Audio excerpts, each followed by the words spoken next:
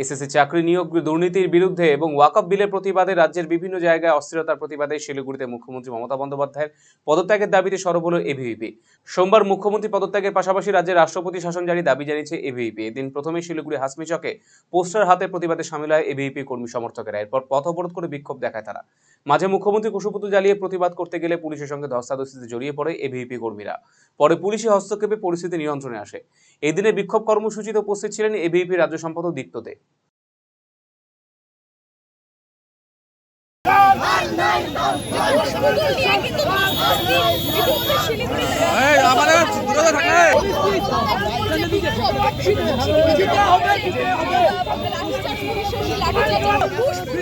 SSC দুর্নীতির জন্য একমাত্র এর জন্য দায়ী মমতা ব্যানার্জি এবং তার ভাইপো সমেত রাজ্য জুড়ে যে তৃণমূলের চটিচাটা নেতারা যারা রয়েছে তারা চাকরি দিল পয়সা দিয়ে, এবং যারা যোগ্য যারা ছিল এই চটিচাটা মমতা ব্যানার্জি এবং তার সাঙ্গপাঙ্গদের জন্য যোগ্য শিক্ষকরা আজকে চাকরি হারা, তাদের মধ্যে একজন সুইসাইড করেছে। এর দায় মমতাকে নিতে হবে, আমি দায়িত্ব নিয়ে বলছি, এর দায় মমতাকে নিতে হবে।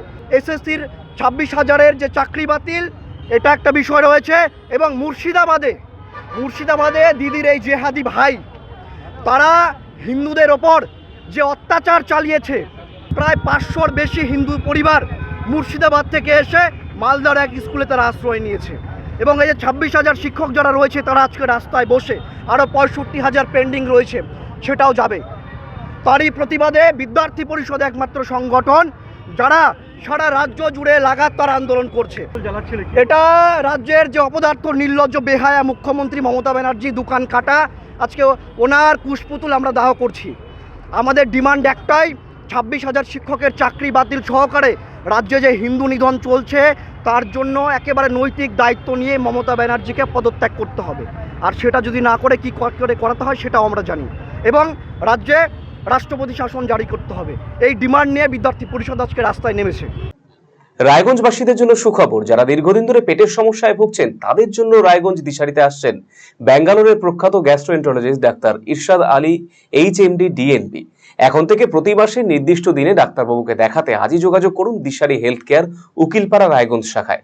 যোগাযোগ করুন 7477785509 এই নম্বরে এবং 7477785512 এই নম্বরে।